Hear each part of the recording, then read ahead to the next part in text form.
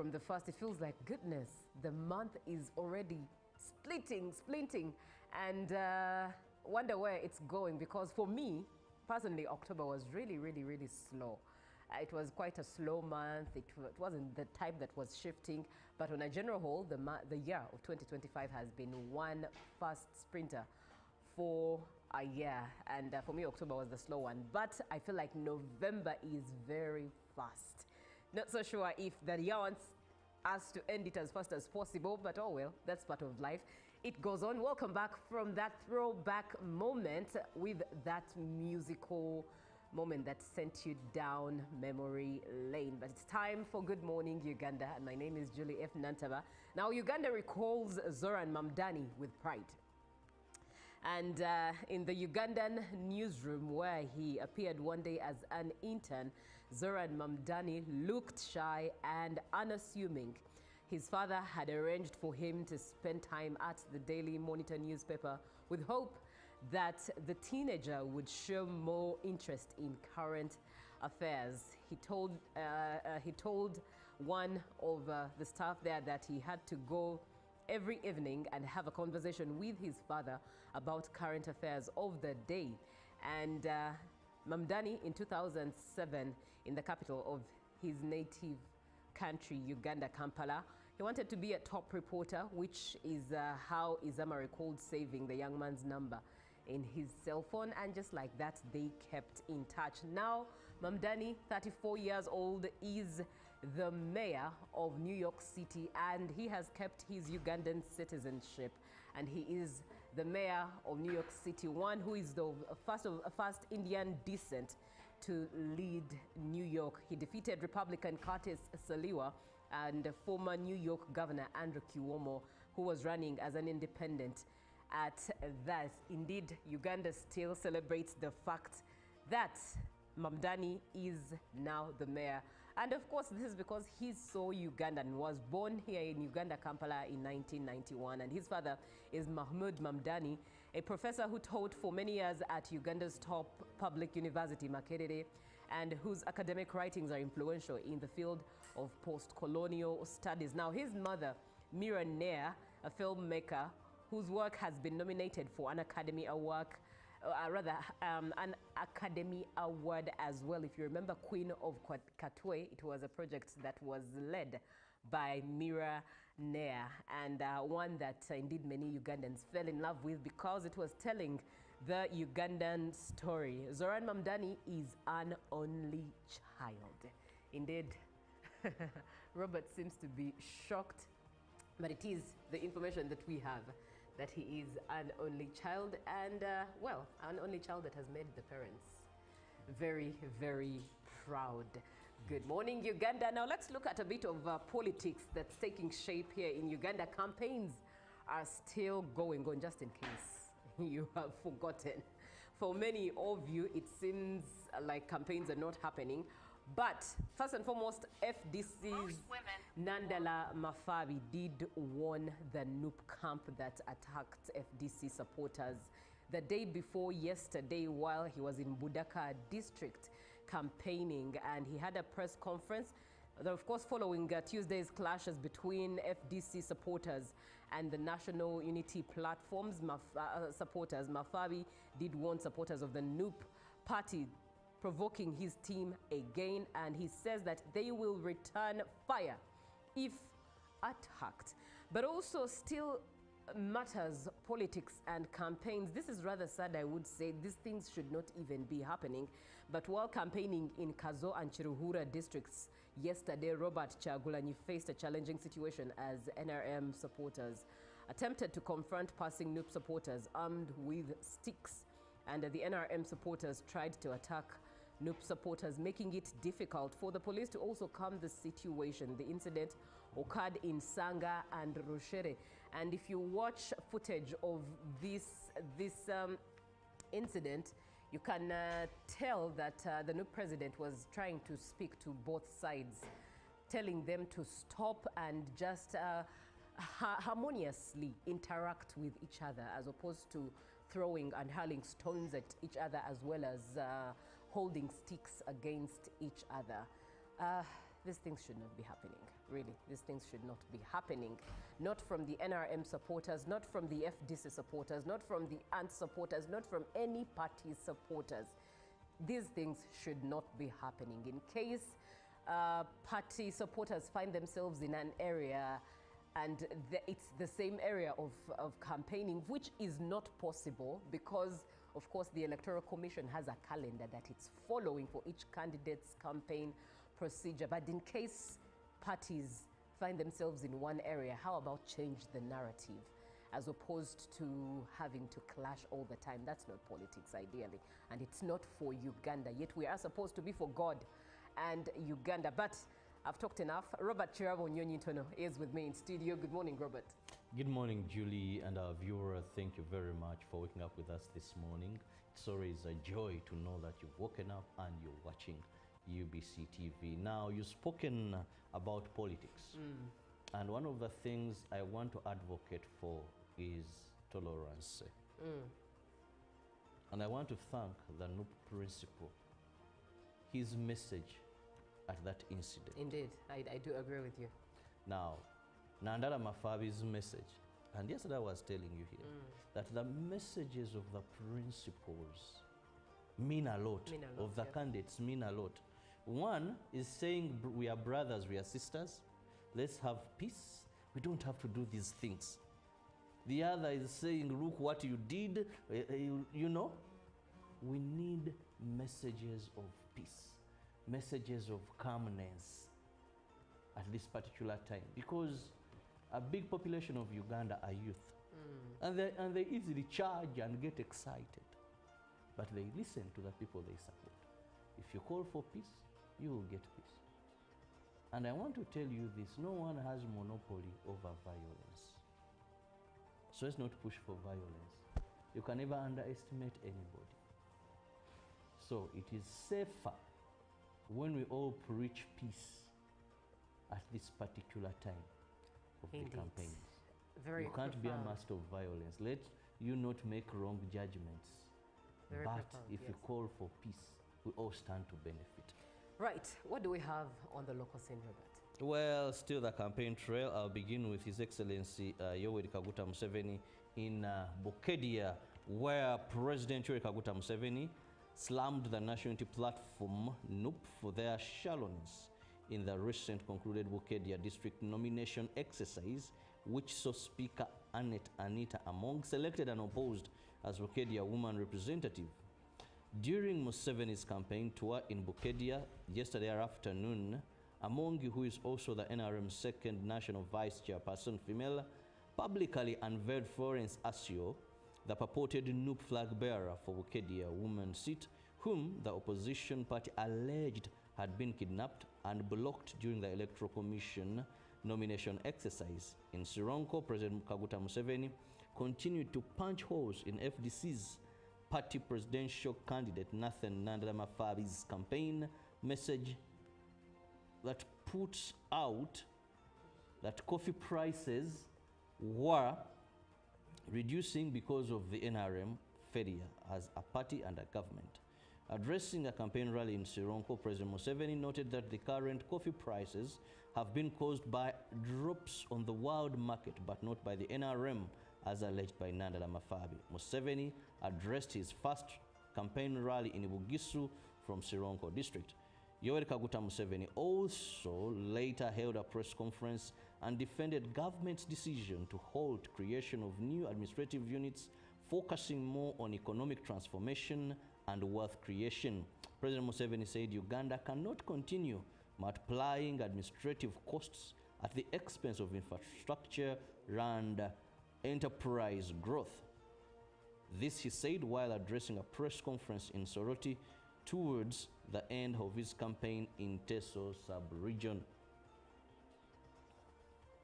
African pension sector players have been urged to decisively shape the continent's future and ensure that the legacy they leave behind is one of self-resiliency, prosperity, and true economic emancipation. This call was made by President Yoweri Museveni in a speech delivered by the Prime Minister Robin Anabanja during the official opening of the inaugural All Africa Pension Summit in Kampala, which collectively looked at assets exceeding 700 billion US dollars. Africa's pension fund has the power to reshape the continent's economic landscape, emphasized the Prime Minister Robin Anabanja while officially opening this summit. Her remarks were echoed by Betty Amongi, the Minister of Gender, Labor and Social Development. Speakers noted that tapping into the massive yet largely untapped pension resource could help address the mounting foreign debt burden facing many African countries. Speakers stressed that as the world evolves, the old models of development, dependent on external capital and often shaped by foreign interests, are no longer sufficient. There is therefore a need for Africa to find financial solutions from within. Participants from across the continent pledged to strengthen social security systems by enacting robust regulatory frameworks, enhancing transparency, and ensuring that pension funds remain a solution to many of the problems in the continent. The FDC presidential candidate Nathan Nanda Mafabi urged the Electoral Commission to attach staff from EC to candidates to assess how they conduct campaigns and the constraints they go through. While addressing the media at Mbale Mountain Inn Hotel, Mafabi said they have on several occasions been delayed by police to reach venues for their campaign rallies because of poor road infrastructure in some parts of the country. Some presidential candidates have faulted Electoral Commission campaign program guidelines, like conducting rallies beyond 6 p.m. One such camp, if not well helped, he said, may be disrupted in this campaign. Mafabi told the media that it is not their making but unexpected circumstances, citing poor road infrastructure that has made it almost hard to travel to certain areas. He said the Electoral Commission must ensure they have someone to see this and make a report. Finally, from the local scene, government has launched a new ferry route to Bukasa Island in Kalangala district to improve transport and boost tourism. For nearly 29 years, residents have rallied on small wooden boats to reach their mainland. Minister for Works and Transport, General Katumba Wamala, flagged off the new ferry from Nachiwogo in Entebbe, urging people to use it very well and investors to come and take of this opportunity. He said this will support marine transport through public and private partnership. The ferry, operated by national oil distributors, was presented by Slanda Musoke, who said it aims to improve livelihood and promote tourism. MPs Moses Kabusu and Nachimuli welcomed the move, noting that the last ferry operated in 1996. Government representatives Fred Bada said the service is part of the efforts to enhance marine infrastructure. Excited residents and fishermen said the ferry will ease transport and boost local business. Well, now Julie, take us through what the rest of the world has. Definitely. So before I do, of course, Mamdani is the talk of the town. And yesterday we did tell you that he was a rapper. He was a musician doing hip hop. But did you know the name of his musical career? Well, he was part of a hip hop duo, and it was called Young Cardamom and Hub. Now, they released 9 years ago, the duo released a song called Sida Muchalo. And when asked why he released this particular song, he explained that, let me just quote unquote, said, I am a third generation Asian Ugandan whose family came to East Africa in the early 1900s. Askari, which means security guard in Uganda, is a song where we play with post-colonial society's lasting obsession with and valuing of witnesses. Very interesting at that, very talented human being, now the mayor of New York City, one of the most wanted cities, if you ask around. Most of everyone wants to go to New York, busiest city at that, and he is the mayor, sitting at a high place in regards to making decisions. That leads us to, of course, looking at politics going on in the United States. After seeing decisive wins in the New York mayor election and governor races in Virginia and New Jersey, it's clear the Democratic Party will be buoyed by a big election night on Tuesday. It's a far cry from the scenes after last year's presidential election, when the party was left searching for answers after Donald Trump and the Republicans scored a hugely dominant victory. The results also mark a year until vital midterm elections. So, with the picture of the night becoming clearer, here's what we've learned from the here's what we've learned from the results. The Democrats notched key victories as they swept the first major elections of Trump's second term. They were joyous celebrations at the various candidate headquarters, and a stark contrast to the downbeat scenes after the party's bruising in the 2024 defeat. Abigail Spanberger won in Virginia, flipping the governorship from Republican, while Mickey Sherrill was elected governor in New Jersey. Both won decisively, securing more than 56% of the vote. And in New York City, as is already known, Zoran Mamdani beat independent Andrew Cuomo and became the first candidate to pass 1 million votes since 1969. Now moving on, Russian President Vladimir Putin has told top Kremlin officials to draft proposals for the possible resumption of nuclear weapons testing as Moscow responds to President Donald Trump's order that the United States immediately resume its own testing after a decades-long hiatus. The Russian leader told his Security Council on Wednesday that should the U.S. or any signatory to the Comprehensive Nuclear Test Ban Treaty, CTBT, conduct nuclear weapons tests, Russia would be under obligation to take reciprocal measures, according to a transcript of the meeting published by the Kremlin. In this regard, I instruct the Foreign Ministry, the Defense Ministry, the Special Services, and the corresponding civilian agencies to do everything possible to gather additional information on this matter, have it analyzed by the Security Council, and submit coordinated proposals on the possible first steps focusing on preparations for nuclear weapons tests, Putin said. Moscow has not carried out any nuclear weapons tests since the collapse of the Soviet Union in 1991. But tensions between the two countries, with the world's largest nuclear arsenals, have spiked in recent weeks as Trump's frustration with Putin grows over Russia's failure to end its war in Ukraine.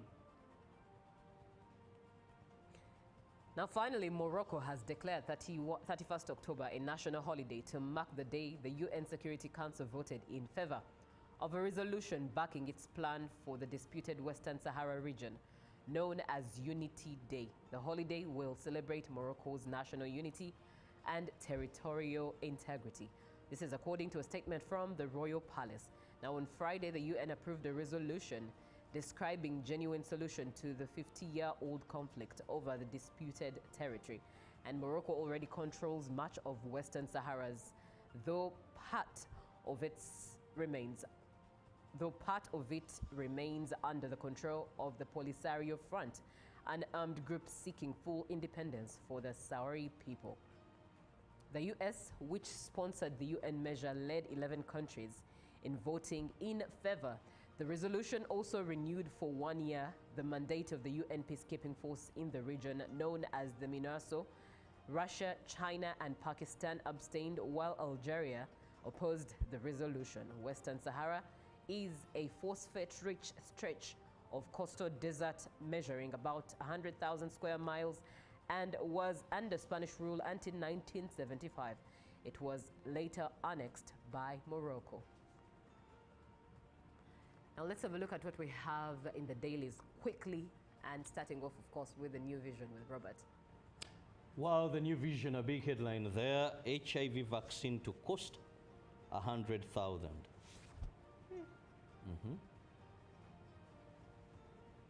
Where is it?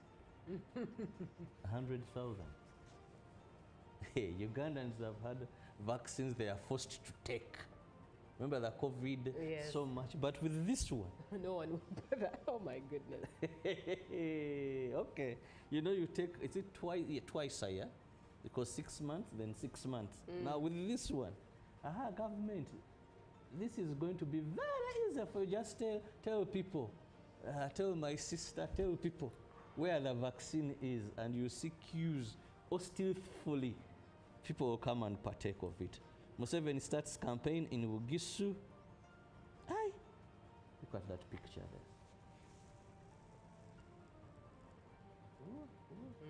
there. Okay. We move on. Mamdani makes history in the US.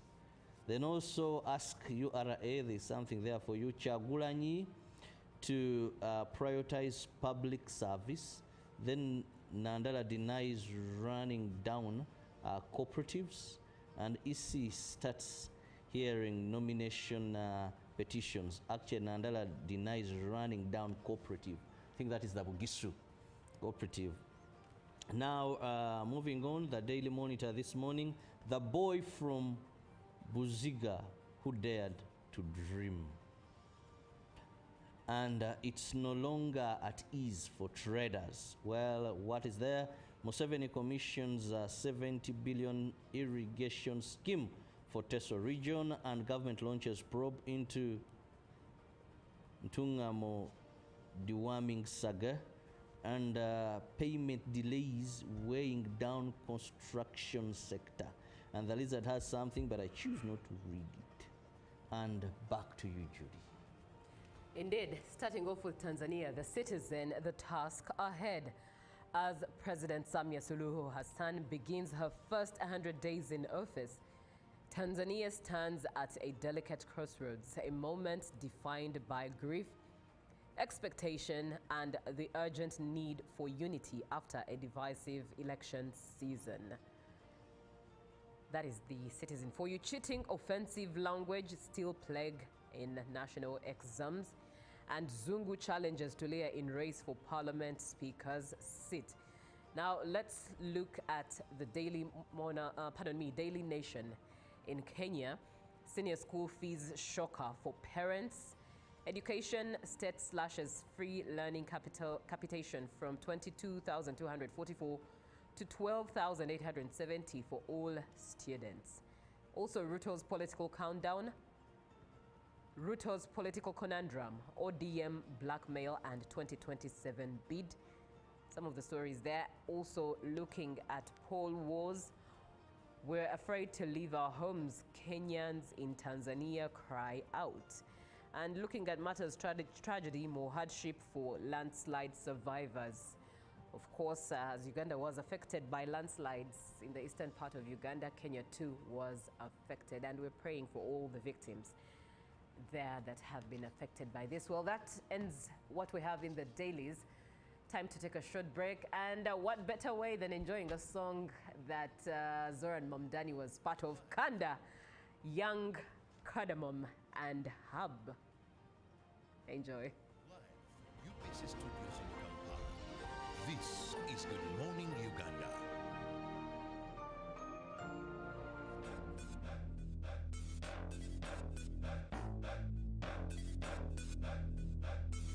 Another hand.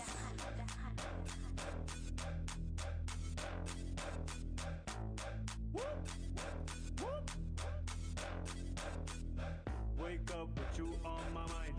Celebrating this kind of time. So I leave my work like Shakira. I so why call me a mulera. Jagara kurabe got nera. Just wanna put you in my camera. So I check my baggage for some scenting. Wagaranyo, bukurirente. Chop it up. chop, chop, chop it up, chop, chop, chop it up, chop, chop, chop, chop, chop, chop it up. Kinda, and oh yeah, mere. Kinda, be a bad belly. Kinda, tell me if you feel it. Kinda, do it when you're ready.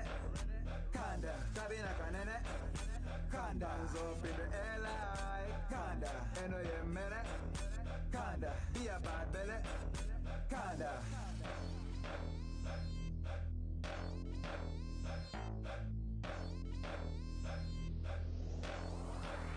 Anadugu dance hot caliber. People like it, basaja balaba. Asasi, asasi, madadi fisasi. Kanda milani, tekutu fisase. Too much beauty, you don't need a dress. Bring it up, yo, jibunana. Hilu zaidi, banana. Talkum cool, kanda mana. Chop, chop, chop it up. Chop, chop, chop it up. Chop, chop, chop it up. Chop, chop, chop, chop, chop, chop it up. Kanda, and oh yeah, mere. Kanda, be a bad belly. Kanda, tell me if you feel it. Kanda, do it when you're ready. Kanda, tabina kanene. Kanda, hands up in the air like. Kanda, and oh yeah, mere. Kanda, be a bad belly. Kanda.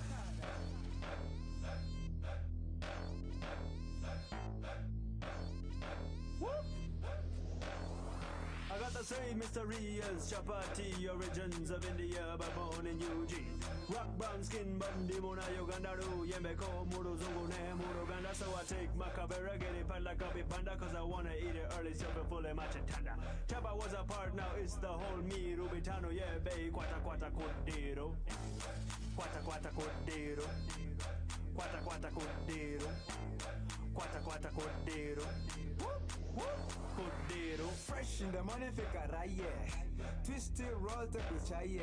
Some people have this motto called Chicomando. I've been singing this song about Mambo Bado. If you wanna get a taste, come to my store. Doing kanda is so nice and simple. Unataka moja au triple. Kanda non-stop and feed the people. Chop, chop, chop it up. Chop, chop, chop it up. Chop, chop, chop it up.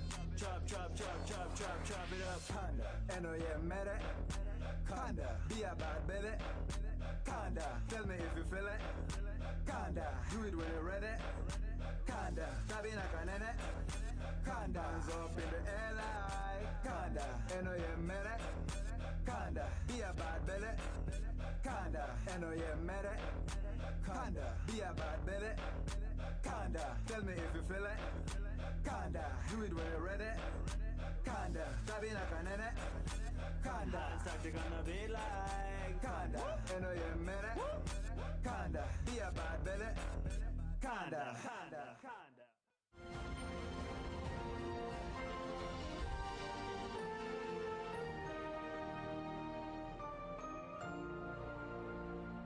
Pick of the day on UBC.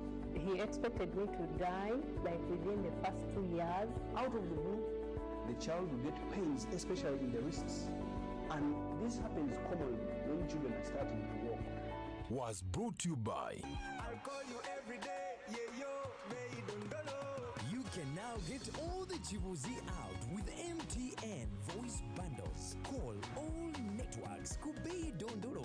Buy a 25-minute voice bundle for only 1,000. Or buy any daily voice bundle of your choice. Dial *100 *21# and select daily or use the My MTN app. When we talk together, we are unstoppable.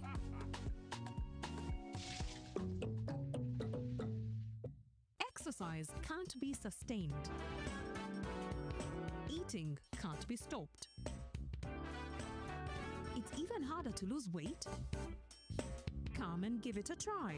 Genshikang L-carnitine chromium capsules. Plant extract, scientific ratio. Take 3 capsules each time. The active ingredient accelerates fat burning,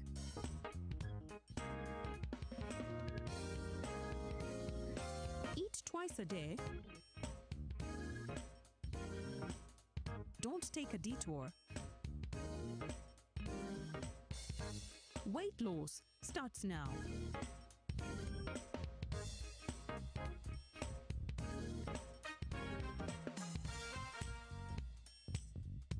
Ginshikang L-carnitine with chromium capsules helps you stay in shape. Please follow medical advice when taking this product. For more information, visit our website www.hgo.com or call 0800 335555. Live from UBC Studios in Kampala, this is Good Morning Uganda.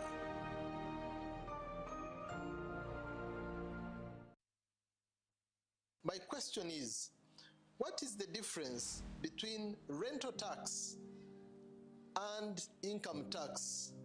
How comes I'm paying both taxes on my own premises?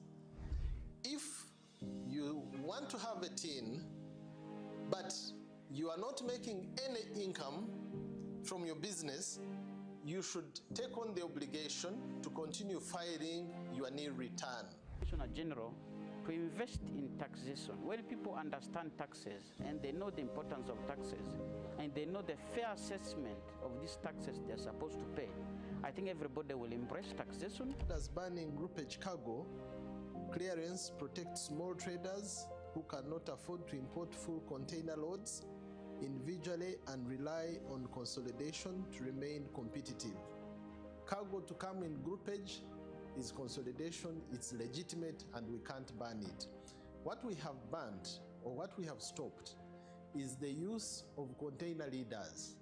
Now, Fiona, the good news I have for you is that among the new tax proposals, now you can get direct answers. Send your tax-related questions via WhatsApp or SMS to 0790-141-887 and the Commissioner General of URA, John Musinguzi, will personally address them. Tune in to UBC News Tonight every Monday and Wednesday for expert insights and clear explanations. Booza Commissioner. Following our earlier communication regarding the technical challenge that affected the transmission of some free-to-air television channels, Uganda Broadcasting Corporation UBC wishes to provide the public with an update on the ongoing restoration efforts. Our engineering and technical teams have been working diligently to resolve the issue and restore normal transmission. While substantial progress has been made, the process has taken longer than initially anticipated due to the complexity of the fault. We assure our valued viewers and partners that full restoration remains our top priority and every necessary measure is being taken to ensure a stable and reliable signal across all affected platforms. In the meantime, we kindly advise viewers to rescan their TV sets to access the available channels. This will ensure that you can view the channels that are currently broadcasting without interruption. UBC sincerely apologizes for the inconvenience this disruption has caused and appreciates the continued patience and understanding of our audiences as we finalize the recovery process. Further updates will be provided through our official communication channels as progress continues. For additional information, please contact Public Relations Office, Uganda Broadcasting Corporation UBC. Email info@ubc.go.ug or +256 703 826 623. Exercise can't be sustained. Eating can't be stopped. It's even harder to lose weight. Come and give it a try. Ginshikang L-carnitine chromium capsules, plant extract, scientific ratio, take 3 capsules each time. The active ingredient accelerates fat burning,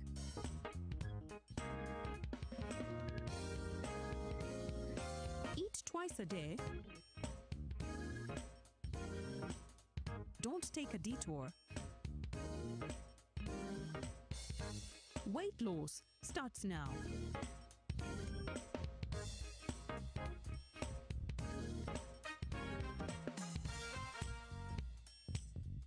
Ginshikang L-carnitine with chromium capsules helps you stay in shape. Please follow medical advice when taking this product. For more information, visit our website www.hgo.com or call 0800 335555. Live from UBC Studios in Kampala, this is Good Morning Uganda.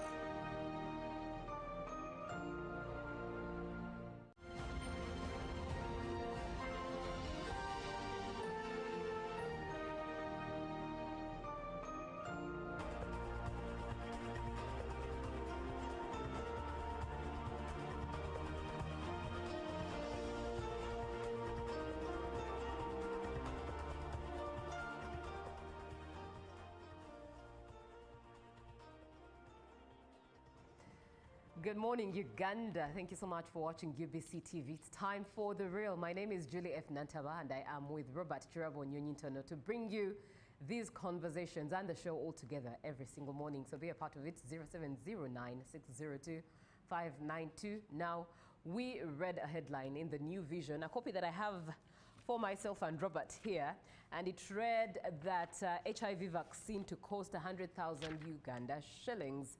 And of course, the Ministry of Health has confirmed that Uganda will roll out the long-acting injectable HIV prevention drug, that is lenacapavir, in March 2026, expected to arrive in February 2026.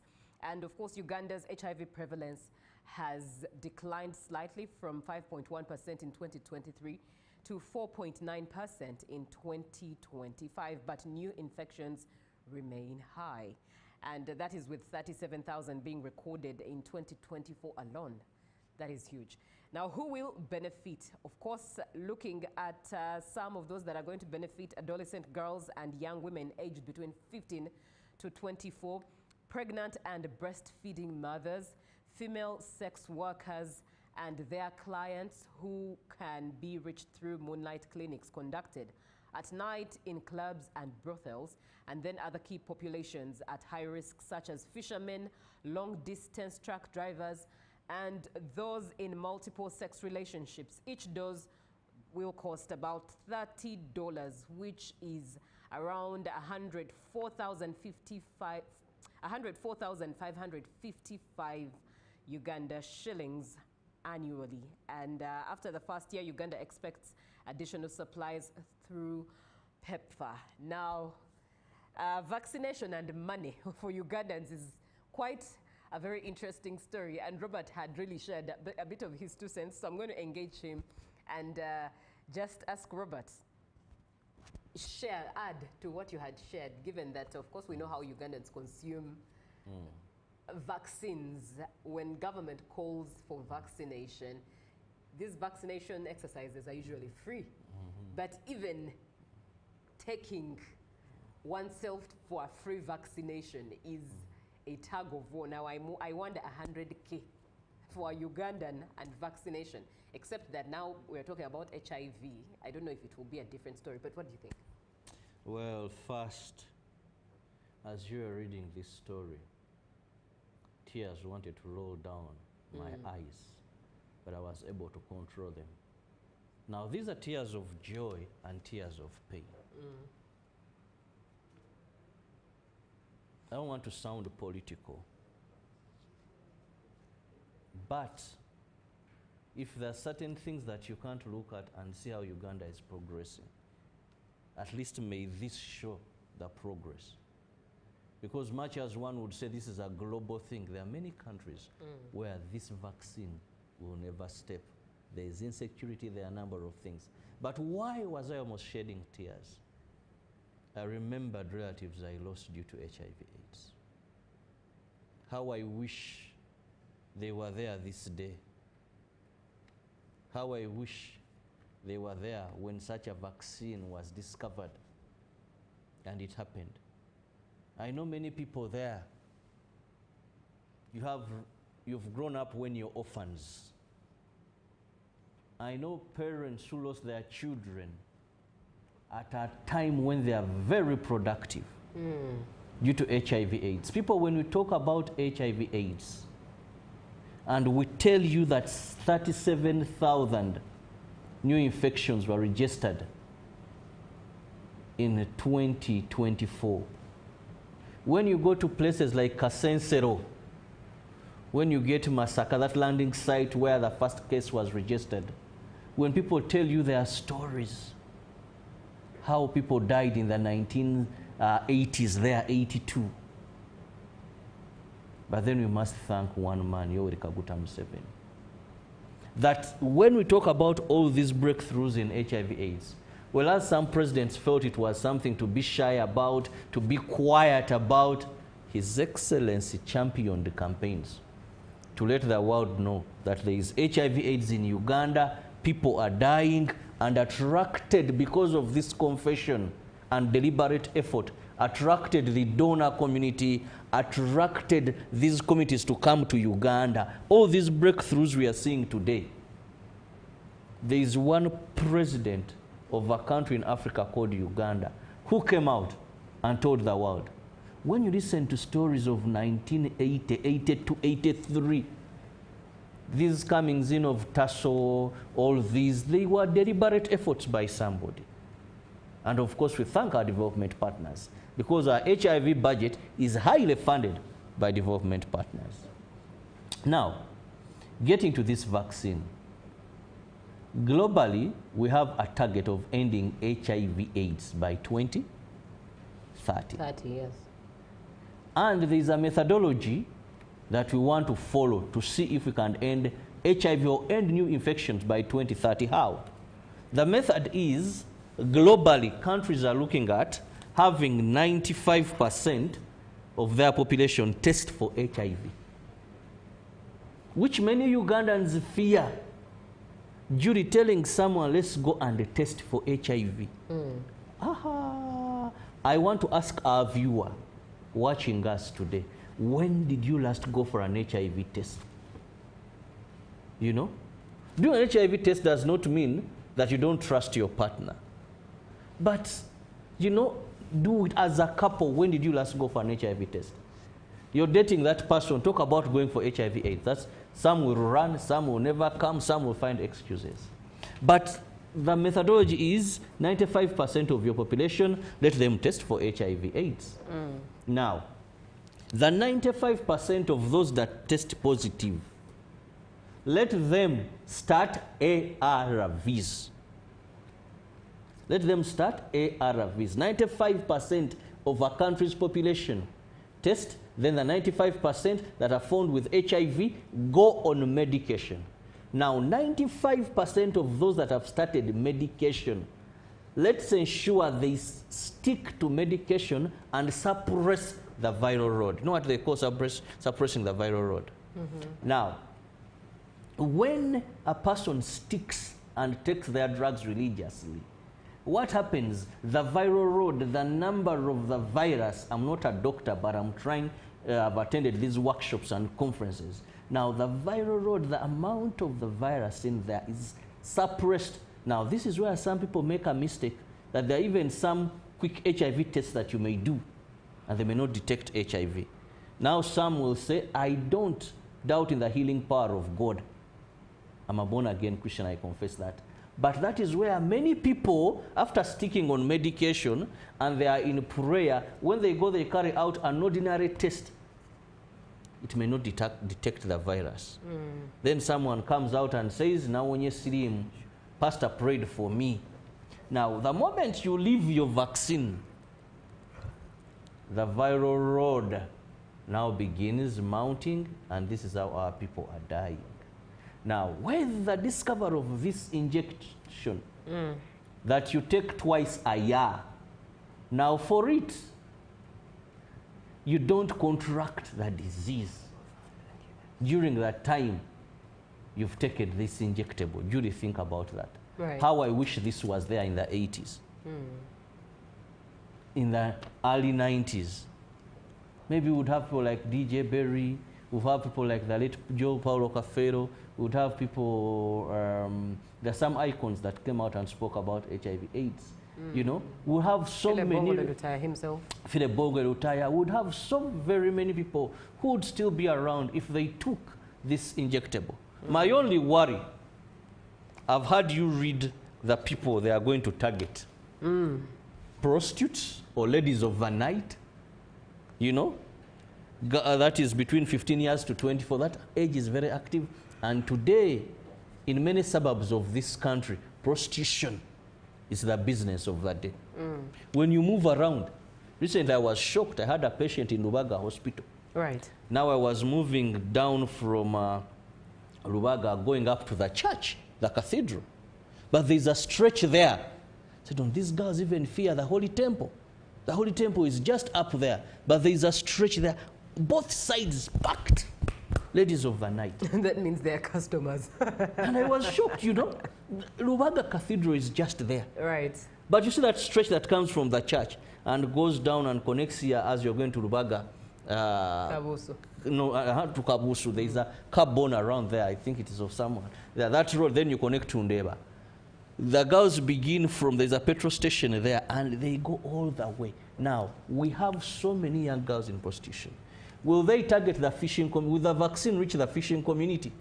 Because, Judy, I want to tell you, government has been struggling with people to go for vaccination. I saw COVID-19 here. We even had a slogan, no vaccine, no job for the teachers.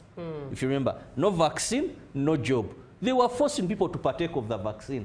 But this in Kapaville, I want to assure you, we need more stocks as a country so that people can prevent themselves against HIV. And the government is not going to suffer with anybody, I'm telling you.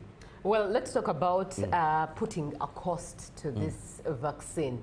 Stocks, yes, that's indeed very... We need more lorries and lorries. Right, very true indeed. But let's also look at someone cashing for that vaccine, because we know the behavior of most Ugandans when it comes to vaccination. You have to threaten, you have to force you, and this is free vaccination from the past. COVID alone, you had to force people that or threaten people that if they did not have a COVID card, they would not travel. They would not be accepted to travel.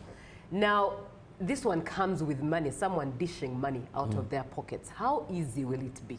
Or will it still be a game of cat and mouse? Well, first, I know there are going to be free vaccination for some of these vulnerable groups. Right. I think they just attached a cost of what a dose is. Because I remember talking to an official from the Ministry of Health who said, we shall have these doses and they'll be free of charge. But I stand to be corrected. But even with the cost of 100,000, Julie, let me tell you, this cost is fair to Ugandans. Because HIV/AIDS is a reality. Yes, the NRM government, over a period of time, has changed the face of HIV/AIDS. Because today we have many people who are living positive lives, and they are living positively. Previously, in the 80s, in the early 90s, if a person contracted HIV/AIDS, it was visible. You would look at them and know. People were dying, looking very funny. You know, you shrink like an iron bar. The eyes all become white, the lips all go red, the skin is, you look funny. People would die a painful death. Would be a public, the appearance. Right. Today, with the various transformations and the deliberate struggle by NRM government, to say the ruling government, because these are deliberate efforts, it's not accidental. We've been able to witness transformation and giving a face to HIV. That some young girls will tell you, I rather get pregnant. They talk about pregnancy, then they compare with the cancer, you know, but AIDS is now like malaria because ARVs are there, you know, because there is awareness.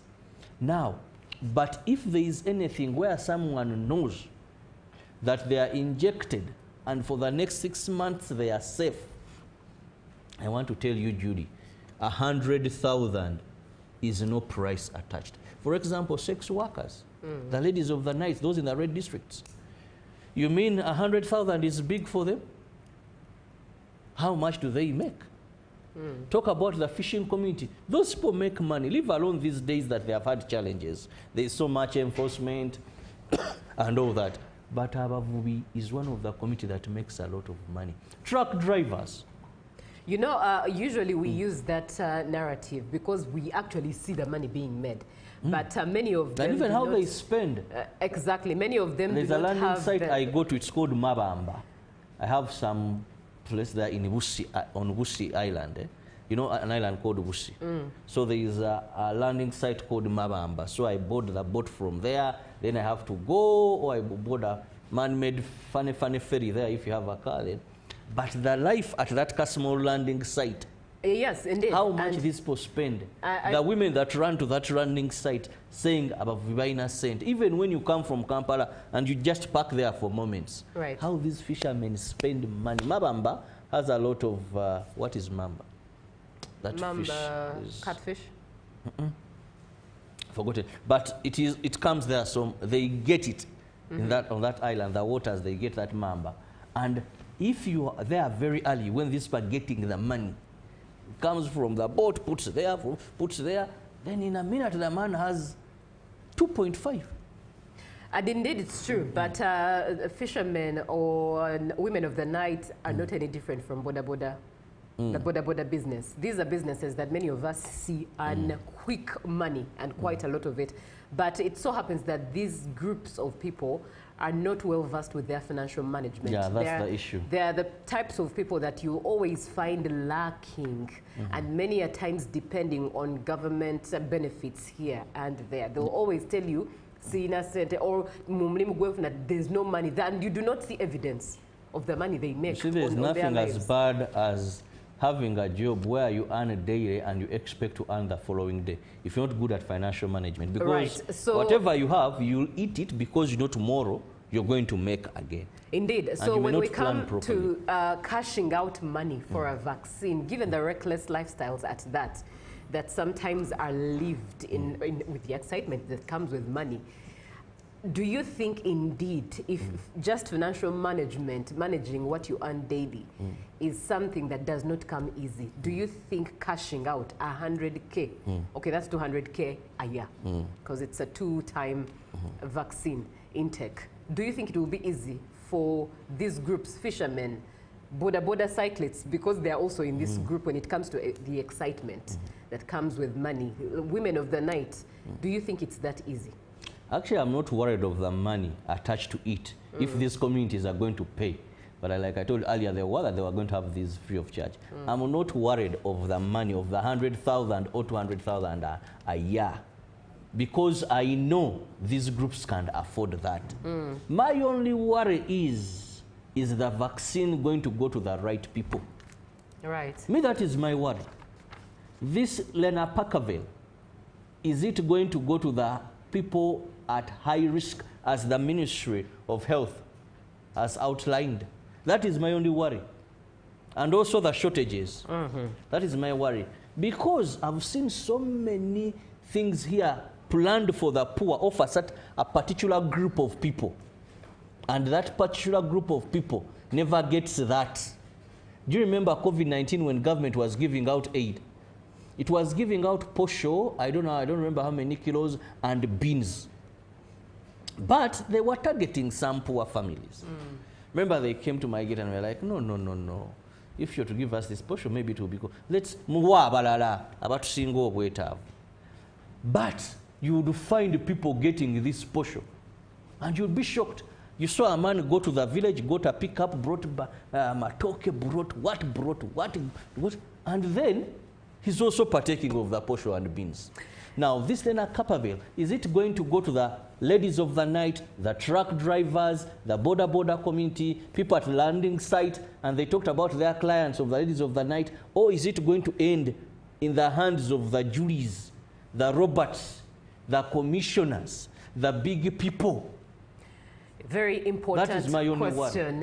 At that, now we have to close this conversation. Let me close it with some of the voices from civil society leaders regarding this. And of course, ordinary Ugandans who see Lenapakaville as a game changer. Peace Baguma, the project manager at Support on AIDS and Life Through Telephone Helpline, says we have been telling young people to abstain and those in discordant relationships. For those that cannot abstain, this long-lasting injectable PrEP is the answer. Naomi Mbareba, the executive director of Women's Network for Human Rights Advocacy says the injection is discreet and stigma-free. It gives women power over their sexuality, protecting themselves against HIV. Let's bring this to a close. Up next is GMU Tourism Express. And GMU does continue. We do have the agenda, we do have business, we do have sports. Still a lot in store. So stay tuned.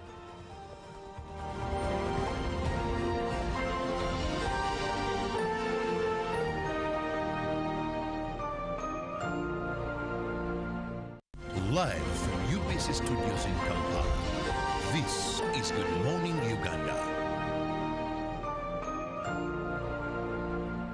Following our earlier communication regarding the technical challenge that affected the transmission of some free-to-air television channels, Uganda Broadcasting Corporation UBC wishes to provide the public with an update on the ongoing restoration efforts. Our engineering and technical teams have been working diligently to resolve the issue and restore normal transmission. While substantial progress has been made, the process has taken longer than initially anticipated due to the complexity of the fault. We assure our valued viewers and partners that full restoration remains our top priority and every necessary measure is being taken to ensure a stable and reliable signal across all affected platforms. In the meantime, we kindly advise viewers to rescan their TV sets to access the available channels. This will ensure that you can view the channels that are currently broadcasting without interruption. UBC sincerely apologizes for the inconvenience this disruption has caused and appreciates the continued patience and understanding of our audiences as we finalize the recovery process. Further updates will be provided through our official communication channels as progress continues.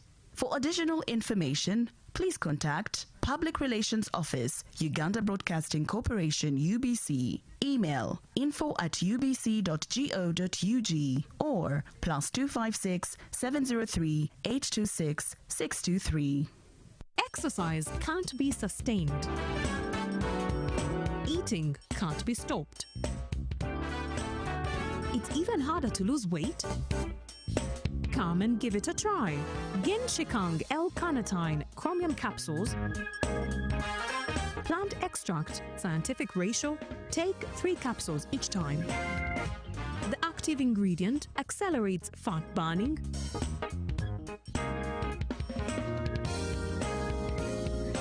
eat twice a day, don't take a detour. Weight loss starts now.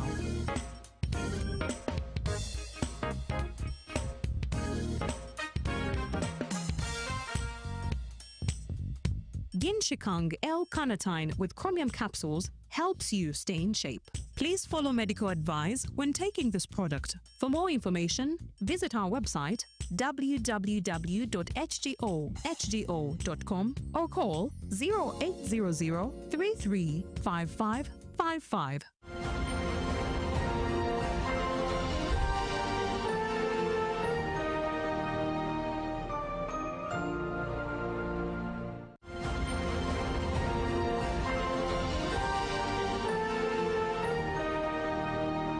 Brought to you by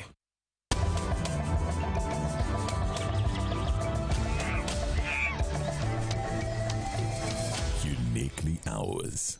Explore Uganda. I welcome you all to Ziwa Rhino Sanctuary. This is the only place in Uganda where you can see white rhinos in the wild on foot. Ziwa is found in the central region of the country, Uganda, Nakasongola district, Nakitoma sub-county. This place started by 2005 after the construction of an electric fence. Though many years ago we used to have over hundreds of rhinos in Uganda, the black and white, but they were all heavily poached and killed during the time of war, 1970s and 1980s. Then 1983 is when the last rhino was seen in Uganda. 1997, when our country, Uganda, was politically fine, it was agreed that was now the right time to bring back rhinos. Rhino Fund Uganda, a non-government organization, was formed up on behalf of the Ugandan government in partnership with Captain Joy Roy, who is the owner of this land.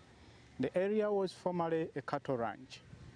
So by 2004, this area was chosen as a good feeding habitat for the white rhinos, or breeding habitat. Years back later, in 2001, 2 rhinos were brought in from Kenya, Sorio Ranch, taken to Entebbe Zoo, currently known as the Uganda Wildlife Conservation Education Center, purposely to educate and raise awareness Ugandans as well visitors about the plight of rhinos. 2004, Ziwa was identified as a special place for breeding the white rhinos, whereby an electric fence was built covering the 70 square kilometers of land. 2005, it was done. Then 4 rhinos were brought in from Kenya, 2 males and 2 females. A year later, in 2006, were joined up by a donation of 2 rhinos, all the way from Disney Animal Kingdom, Orlando Zoo, Florida, found in USA. A total of 6 rhinos settled well here in their new home.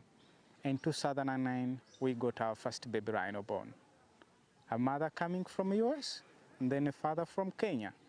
An international baby rhino was born. So we had to name the baby Obama. Currently, the total number is 48 white rhinos, all from the original 6. When we get up to a suitable number, we are going to start moving some of them to the second sanctuary that is going to be inside the national park, that is Murchison Falls. And later we carry on with the breeding. So splitting them apart is going to help us to avoid this case of inbreeding, because we only started with 3 males and 3 females. And out of the 3 males, each one has managed to be a father in different feathers. So the sub-adults that are coming up to be adults, the males, they are also soon starting to mate, to make babies, which is going to be inbreeding. So before that, we are going to split them apart, move some of them to the second sanctuary after the DNA test has been carried out. Ziwa is not only the home of white rhinos, it is also a habitat for so many wildlife. We have a group of antelopes like bushback, waterback, Uganda kob, stetunga, redback, grey common duiker. We have recently introduced in the giraffes, zebras, and Jackson hartebeests. We also have nocturnal animals like leopard, genet cat, African civet. We have leopard, jackal, we have mongoose, honey badger, and so many. With also around 340 species of birds, with a special bird called a shoebill that is not often seen everywhere. So this is all what I can say about Ziwa Rhino Sanctuary. Inside Ziwa Rhino Sanctuary, this is a place that also has accommodations. If you want to track a rhino early in the morning hours, you can book a lodge. We have 2 separate lodges. We have Ziwa and then Amuka Lodge. So at Ziwa Lodge is found at the reception or the headquarters of the sanctuary. So when you reach here and you have made a booking, we have staffs that can actually look after you, take you to where you're supposed to be. We also have the chalets. Those are very nice lodges with a swimming pool. There's also a campsite for the campers that would like to camp. That also has a very nice view for animals, like in the evening hours.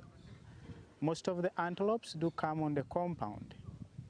So if you book at Ziwa Rhino Lodge, you'll get a good experience of seeing so many wildlife. Thank you for listening.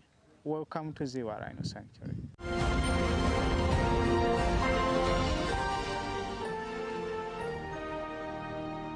Brought to you by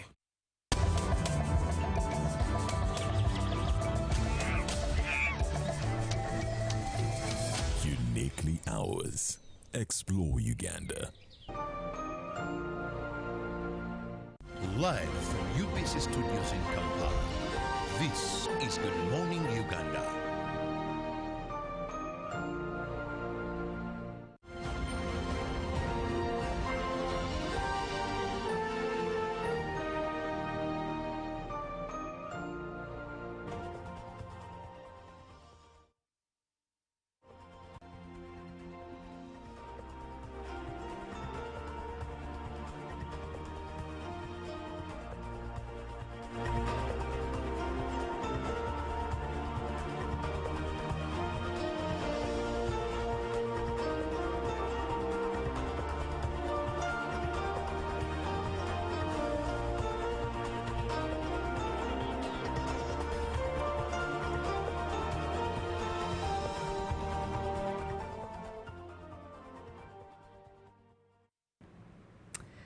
Good morning, Uganda. Welcome back from GMU Tourism Express. It's time for GMU Business. My name is Julie F. Nantaba. And in the heart of southern Karamoja, the Microfinance Support Center has conducted a 2-day Islamic financing training in Moroto, widening opportunities for communities to access financial services without being limited by religious principles. The training equipped participants with knowledge about Islamic financing principles and products, empowering them to return to their communities and mobilize others to subscribe and benefit from these new financial solutions. For many years, Karamoja sub-region has faced deep-seated development challenges, including negative mindsets and recurring security concerns. But the Microfinance Support Center is steadily rewriting the narrative through transformative community initiatives. One shining example is the creation of the Karachuna Circle, an initiative that reorganized local youth, equipped them with financial management skills, and funded them with seed capital worth 15 million Uganda shillings. Beyond Karachuna, MSC's impact continues to expand through the establishment of several Emyoga circles for women, groups, and entrepreneurs and enterprises, helping families embrace saving, investment, and enterprise growth. Through these interventions, the Microfinance Support Center seeks to ensure that Ugandans, even the most remote regions, find alternative pathways for earning and living, building strong and sustainable financial institutions that drive true community development. Well, away from that story, ahead of Tesla's annual general meeting on Thursday, there's been one key message the electric car maker has been hammering home to shareholders. The boss is worth $11 trillion, and it has taken out digital ads to make the case for Elon Musk's proposed bumper pay package, while votetesla.com features a video of board chair Robin Denholm and director Kathleen Wilson Thompson praising him as triumphant musical crescendos in the background. Now, it's not clear that everyone is singing from the same hymn sheet, though, meaning that the AGM in Austin, Texas is set to become a referendum on Musk in 2025.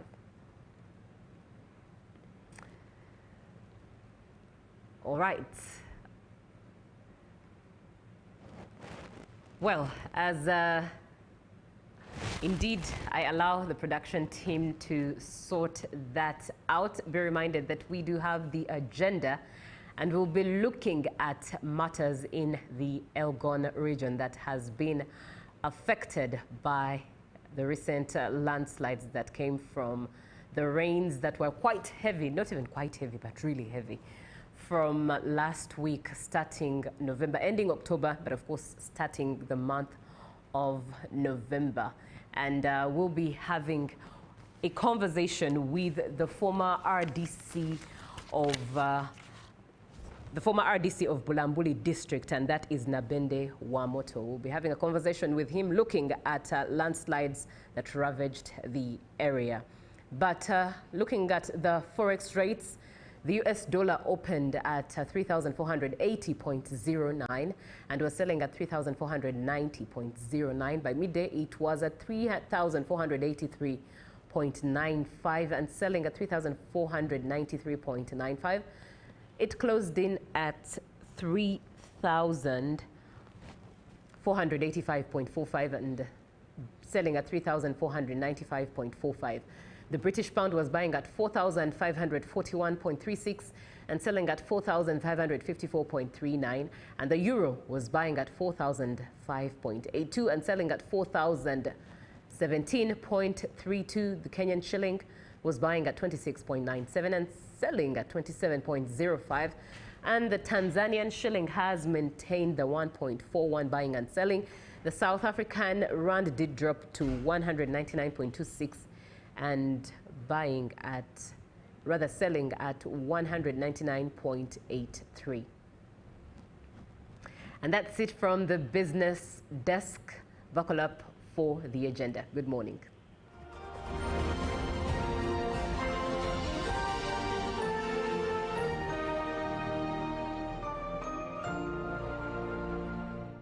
Live from UBC Studios in Kampala, this is Good Morning Uganda. Pick of the day on UBC. He expected me to die like within the first 2 years. Out of the blue, the child will get pains, especially in the wrists.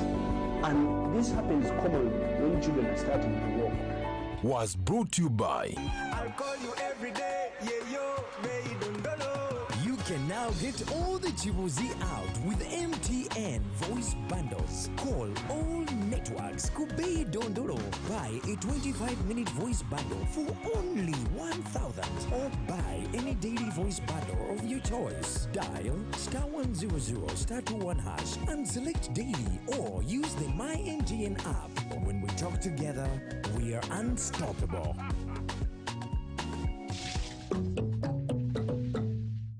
Following our earlier communication regarding the technical challenge that affected the transmission of some free-to-air television channels, Uganda Broadcasting Corporation UBC wishes to provide the public with an update on the ongoing restoration efforts. Our engineering and technical teams have been working diligently to resolve the issue and restore normal transmission. While substantial progress has been made, the process has taken longer than initially anticipated due to the complexity of the fault. We assure our valued viewers and partners that full restoration remains our top priority and every necessary measure is being taken to ensure a stable and reliable signal across all affected platforms. In the meantime, we kindly advise viewers to rescan their TV sets to access the available channels. This will ensure that you can view the channels that are currently broadcasting without interruption. UBC sincerely apologizes for the inconvenience this disruption has caused and appreciates the continued patience and understanding of our audiences as we finalize the recovery process. Further updates will be provided through our official communication channels as progress continues. For additional information, please contact Public Relations Office, Uganda Broadcasting Corporation UBC. Email info@ubc.go.ug or +256 703 826 623. Exercise can't be sustained. Eating can't be stopped. It's even harder to lose weight? Come and give it a try. Ginshikang L-carnitine chromium capsules, plant extract, scientific ratio, take 3 capsules each time. The active ingredient accelerates fat burning,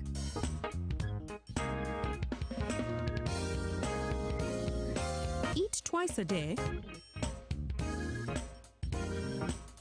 don't take a detour. Weight loss starts now.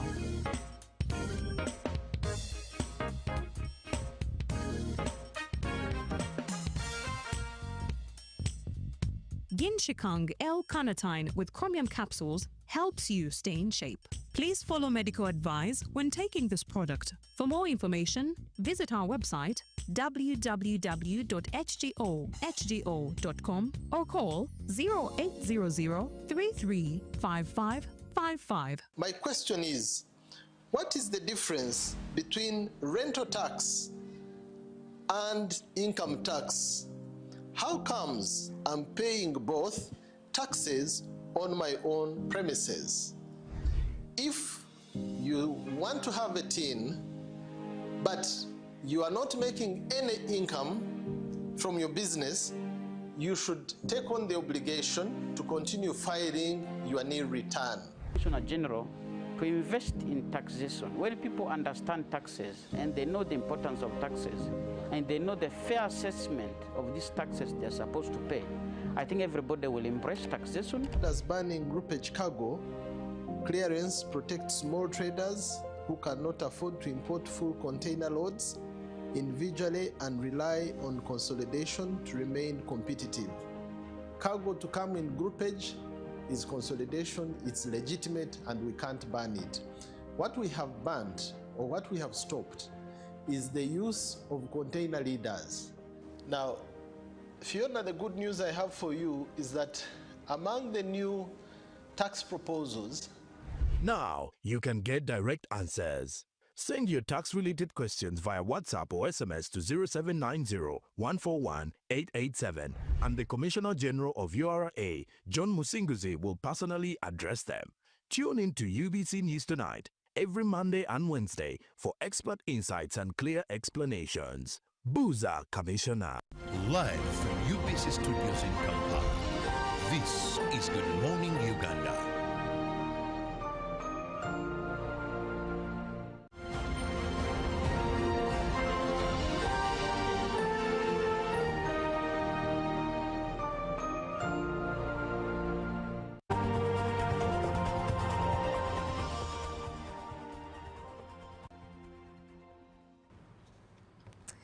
Good morning to you. It's time for the agenda. Now save the number 0709602592. You might wonder why I'm smiling, but we work with an amazing team of people who sometimes make sure that we smile anyways for the camera.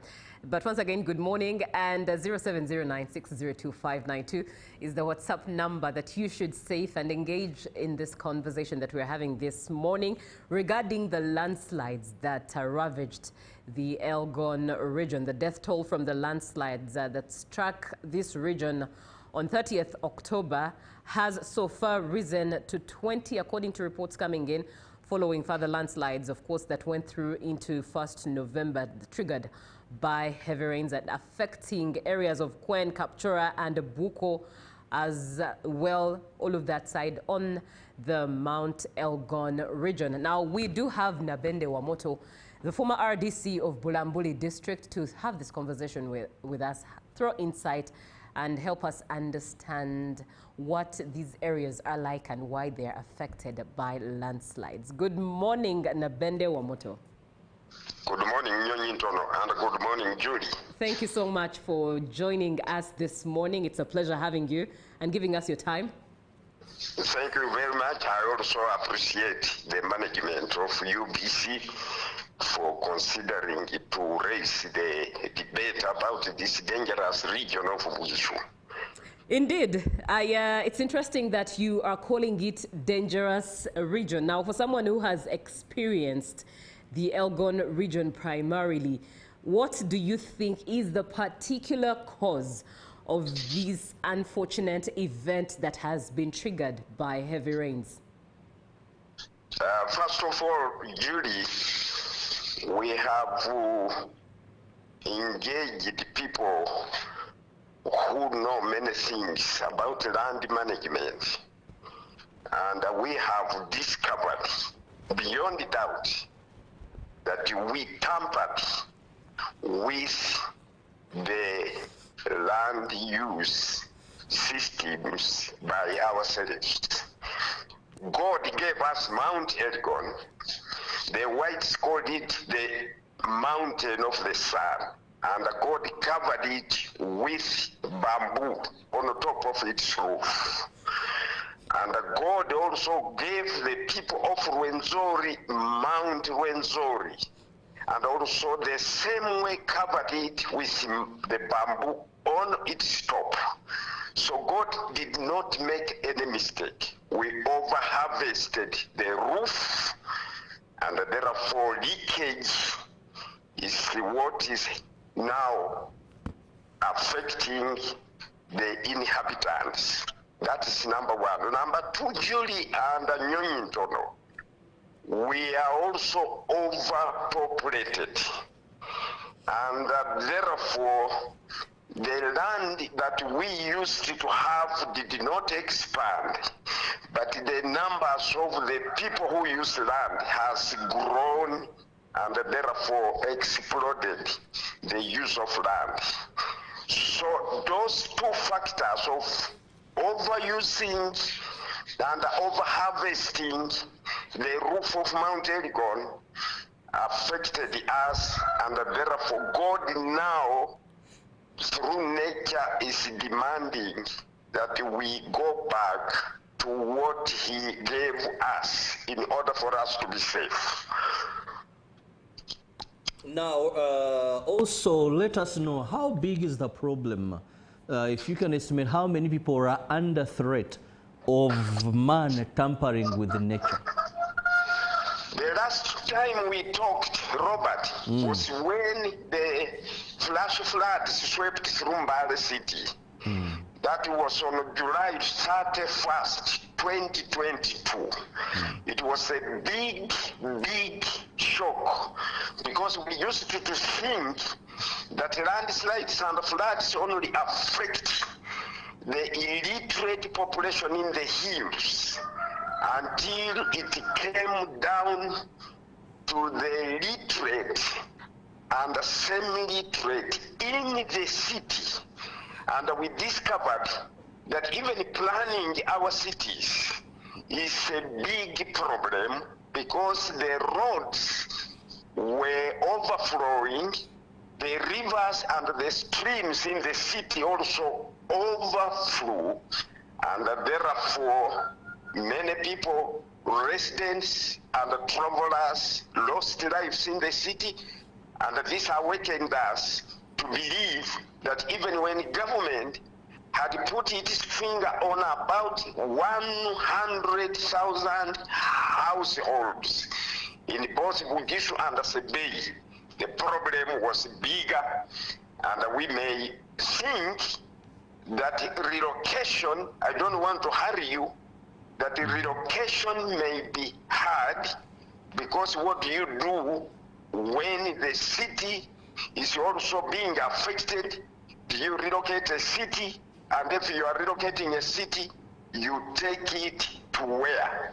So we must find home and lasting solutions. So you asked me, Robert, that how big is the problem? The problem is very, very big. Fortunately, Robert and Julie, the government recently, and I'm thinking the government has thought well, has now engaged and involved a very, very effective ministry, the Ministry of Defense and Veteran Affairs, and also Uganda People's Defense Forces. They sent a very big team to Bugishu Cultural Institution. Remember, Robert and Julie, I'm now the Minister for Climate Change and Sustainable Development in the Umkuka Bugishu Institution. So this ministry came under the senior officers of the army with a task to collect details so that a policy can be formulated, and they are calling it climate change and environment security strategy, so that they can find a bigger, deeper solution to solve the problem of climate change disasters, not only in Bugishu, but also in other regions in the country. Now, Omoto, let's also get it. Recently, I saw the Honorable Minister saying these people in highly risk areas must vacate, or they will use what we call a forceful evacuation. I need your take on this. Why are people staying in places where they know they may die anytime and choosing not to leave? The minister, I don't know which minister you are talking about. I think you are meaning Honorable Lilian Abe.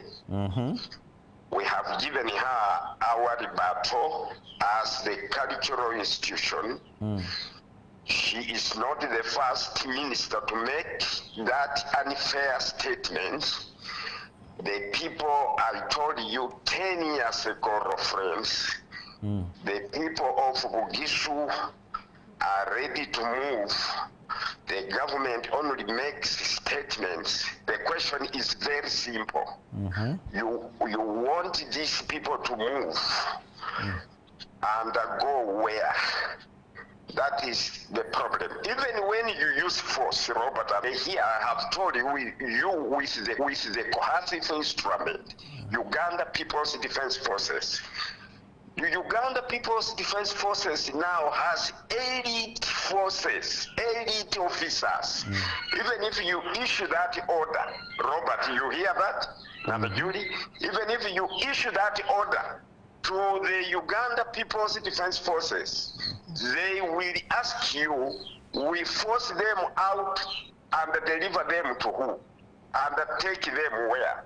So for the minister, actually to make a statement like that with due respect, it is an unfair statement. Originally, Omoto, how unfair is it? Because let's look at it this way. Yes. The people who died Yes. are no more. Are no more, yes. But we are looking at people, yes, government has not yet come through, but they're at high risk of losing their lives. Let me tell you this, Robert. You are so good. I like your formulation of those questions, and they are going to make the whole country. Fortunately, the president is here, is listening to you. Fortunately, the president, the principal, the commander-in-chief, the fountain of honor is here, 8 kilometers away from where I'm talking from. Now, let me tell you this, Robert and Julie. On Thursday, I was coming to pay you a courtesy call in Kampala and particularly at UBC. On that Thursday, I stayed at my son's house in Kireka. And it rained very, very heavily. My son advised me not to rise and go to Kampala too early, as I always do, to come to UBC at the other radio station, this Butembo section. Now my son did not want me to rise up in the morning very early as I do. He had already picked some information on social media that Chambogo was over flooding.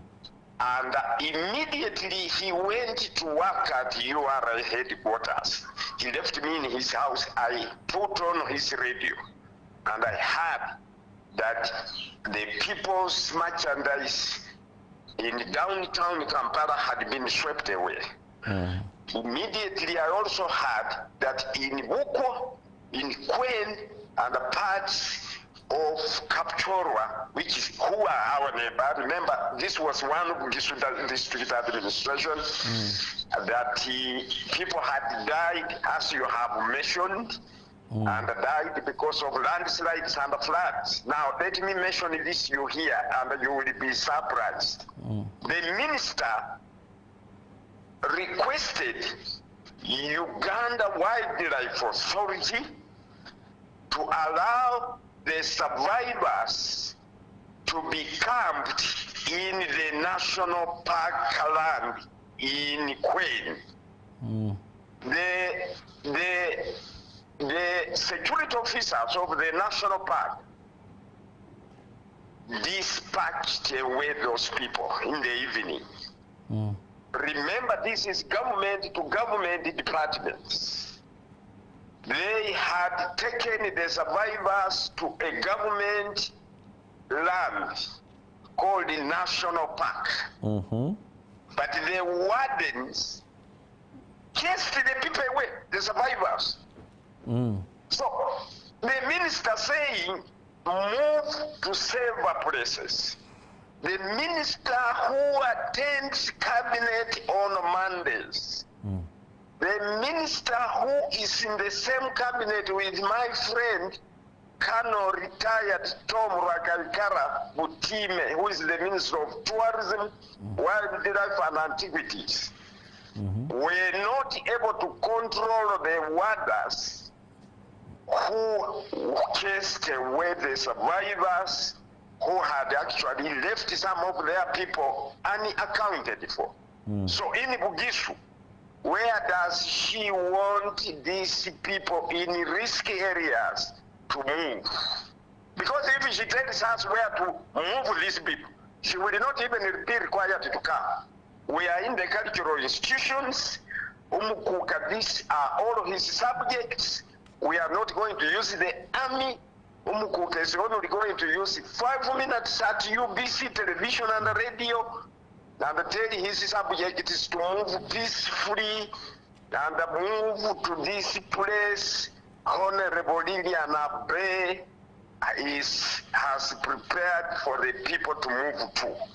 If you ask that question again, I think I will now be able to answer it very, very easily, because I've given you the tidbits of the problems that we face. Wamoto, there are also allegations that you and other cultural leaders, plus politicians, you're the ones preventing these people from moving. And according to your submission, I can feel it in you. I don't stand to be corrected on that matter. Because you feel you want your people to be there, the politicians feel these are their voters. So even when they want to leave, people like you and the politicians bring in the element, don't go. Even when they leave, the areas where government relocated people, but again they come back. Why don't you forsake all your interests for the lives of these people? Yes. Judy is there. The whole management of UBC is listening to me. The whole nation is listening to me. We feel very hurt, especially we who work with Kasajud Mike Mudoma. When people accuse Bagisu unfairly, I have told you, and I have shared with you, not once, not twice, many times, I will be the first person to tell the people of Bugishu, and they listen to me, and they believe in me, to move to the place. After this show, Robert, call Honorable Lilian Abe to tell us where to move these people. Today Thursday, and we are going to tell the people to move to this place at 6 p.m. Have you heard me? I've gotten you right. Should you be shown a place to move, you're ready to go there and then. Call her after this show and say, a man called Wamoto Nabende, a minister for climate change and sustainable development in Bugisu Cultural Institution, who is involved and who is affected directly by the dangers that affect the people, has promised that just tell them where to move, and they will tell the people to move to this area today at 6 p.m. All right, thank you very much, Wamoto, for that. I wonder if the people themselves would be willing to move, seeing as for the most times, every time they are taken to places of safety for the meantime, they always find themselves going back. But I will ask, given the impact that we see of these landslides, so bad at that, and they're always, almost every year, we do have news of landslides affecting people of the Elgon region. Now, you have rightfully stated that you do not have where to permanently place these people. In this meantime, as perhaps some ray of light shall shine, what solutions are being put in place to make sure that they are safe and lives are not lost with heavy impact as it is every single year? Wonderful question. Or have we left it to Mother Nature anyways to just do as Mother Nature wills? No. Mother Nature is actually demanding that people move. That is Mother Nature, my sister Judy. Now, we cannot tell Mother Nature to go and go on while we die and we die and we die. We are saying Mother Nature has demanded that what it was originally is not what we have safeguarded. Now, I didn't say a permanent place.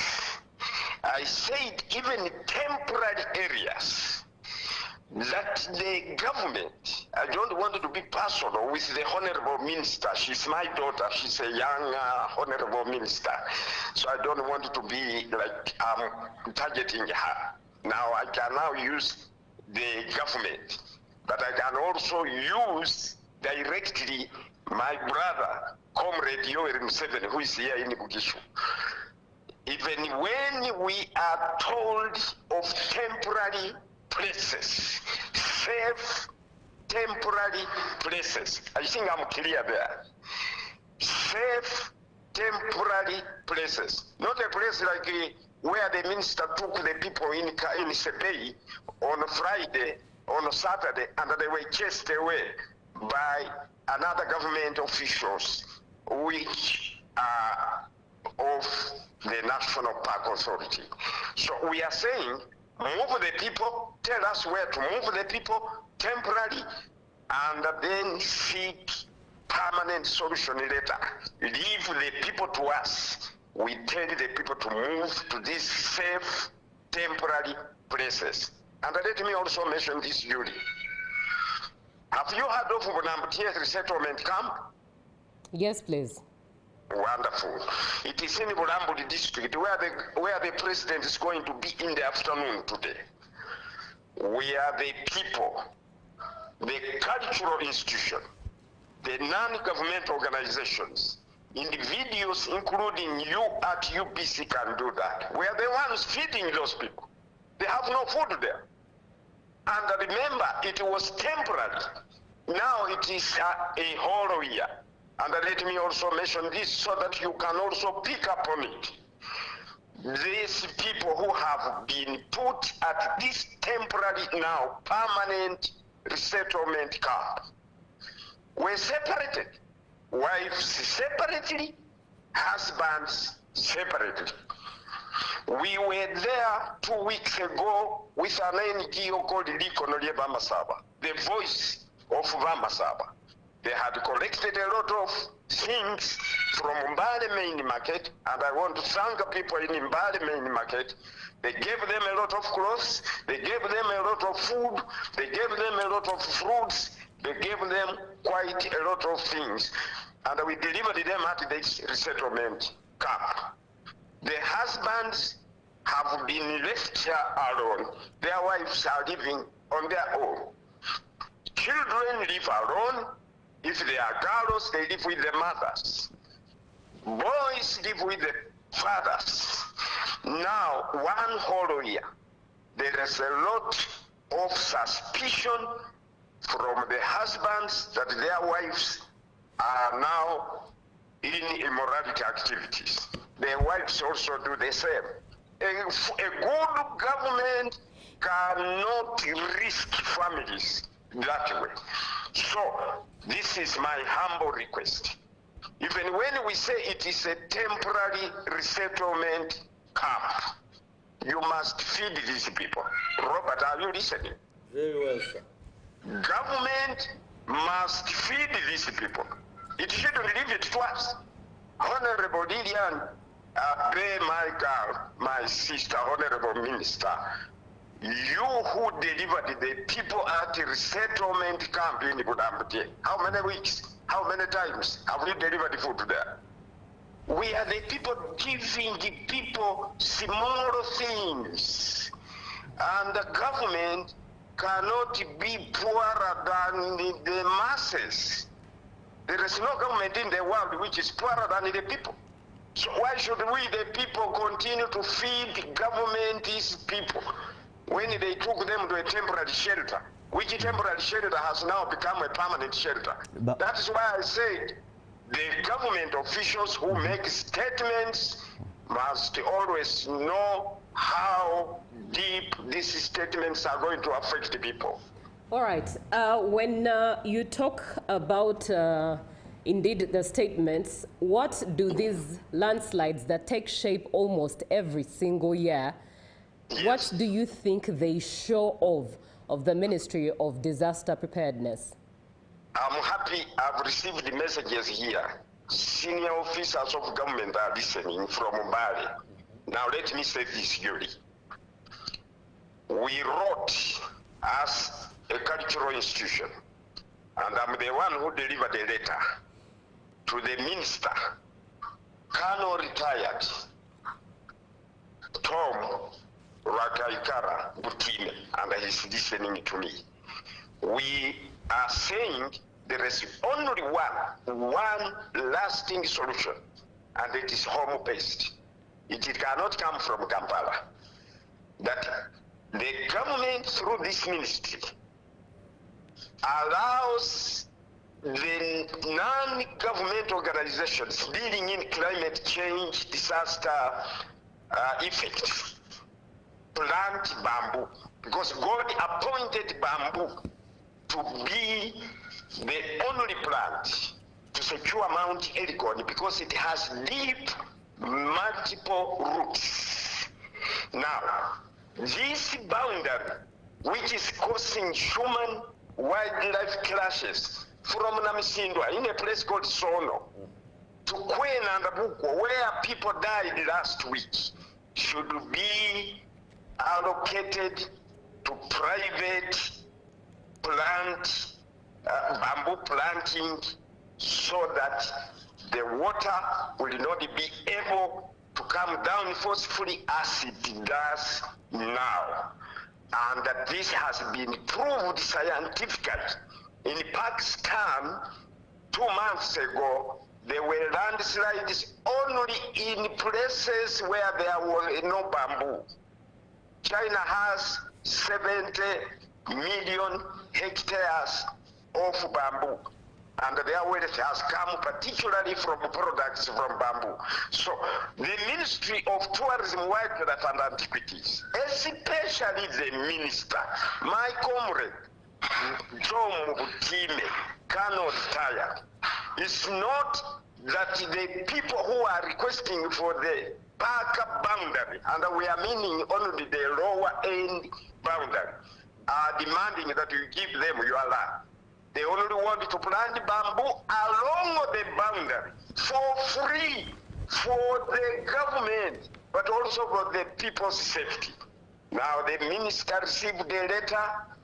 The minister issued a minute to the director of conservation. They told me the director had by that time gone to South Africa. Once he's back, he will come to Bugishu and we discuss the inner details of the proposal. They haven't come. But they sent one colonel recently, Colonel Edward Kanyamunyu, and I have given him copies of those write-ups. If we plant bamboo, are you listening, Robert? Yes.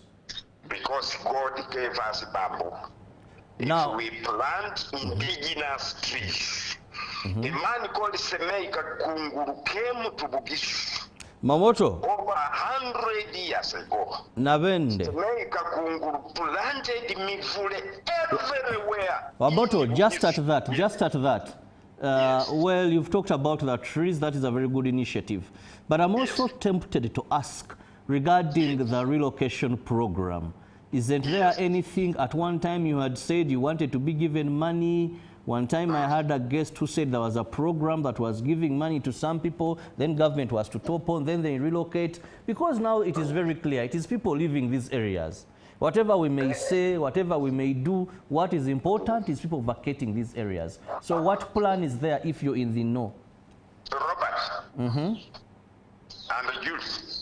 Yes, please. Listen to this. 6 years ago, I was with you, Robert. Yes. There in that studio. No doubt. And I told you, government has targeted to relocate 100,000 households. Have you written that down? I have. 100,000 households from Bugishu and Sebei together. The land at that time, you remember, was about 8 8,000 acres in Bunambutie.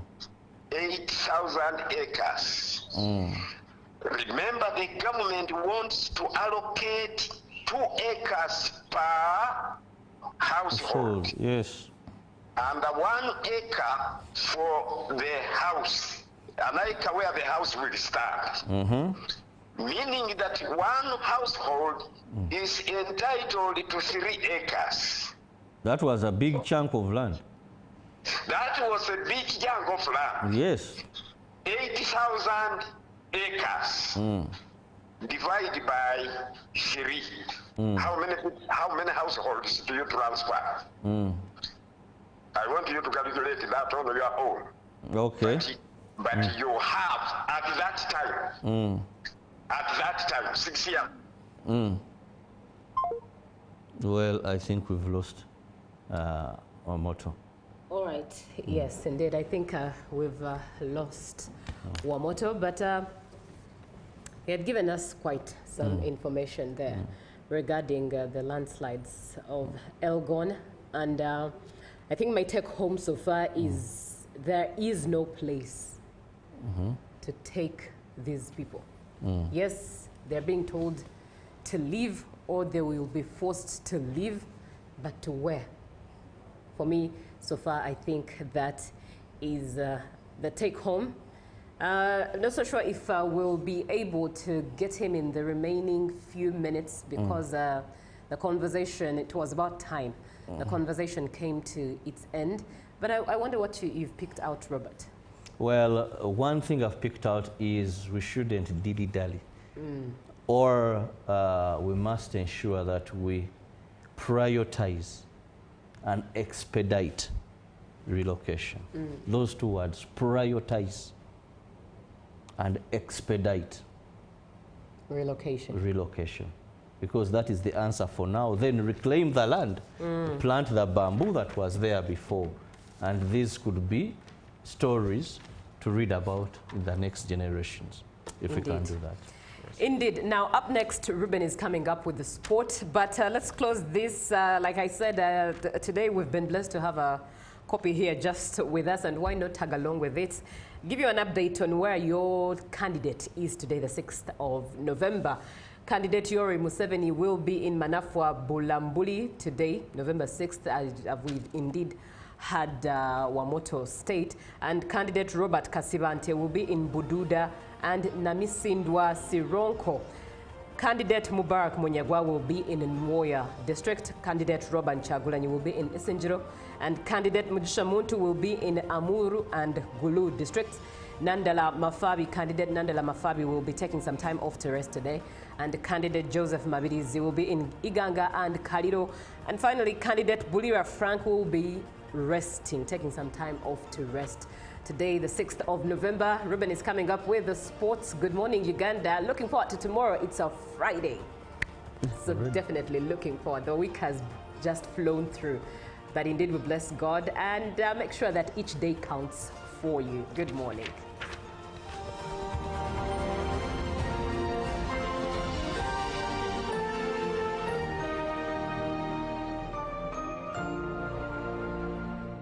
Live from UBC Studios in Kampala, this is Good Morning Uganda. My question is, what is the difference between rental tax and income tax? How comes I'm paying both taxes on my own premises? If you want to have a tin, but you are not making any income from your business, you should take on the obligation to continue filing your nil return. Commissioner General, to invest in taxation. When people understand taxes and they know the importance of taxes and they know the fair assessment of these taxes they're supposed to pay, I think everybody will embrace taxation. As banning groupage cargo, clearance protects small traders who cannot afford to import full container loads individually and rely on consolidation to remain competitive. Cargo to come in groupage is consolidation, it's legitimate, and we can't ban it. What we have banned or what we have stopped, is the use of container leaders.